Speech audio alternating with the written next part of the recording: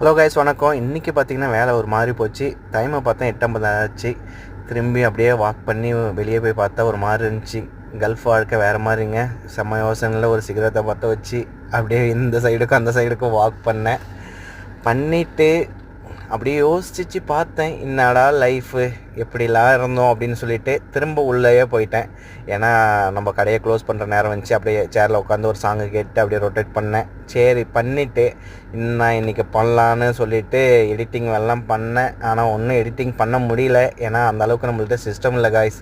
இதுக்கப்புறம் புதுசாக வீடியோ பார்த்து கற்றுக்கிறேன். 8:56 ஆச்சு. கடையை மூடுவோம். சாவி எடுத்துகிட்டு சிஸ்டத்தெல்லாம் க்ளோஸ் பண்ணிவிட்டு அப்படியே நம்மளோட ஃபைலை எடுத்தேன் காய்ஸ். ஃபைலை எடுத்துகிட்டு அப்படியே கிளம்புனேன். சரி 8:59 ஆச்சு, கடையை க்ளோஸ் பண்ணணுன்னு சொல்லிவிட்டு கீழே போட்டு பார்த்தா அது க்ளோஸ் ஆகலை. என்னான்னு தெரியல. அப்படியே வாக் பண்ணி வெளியே வந்தாச்சு.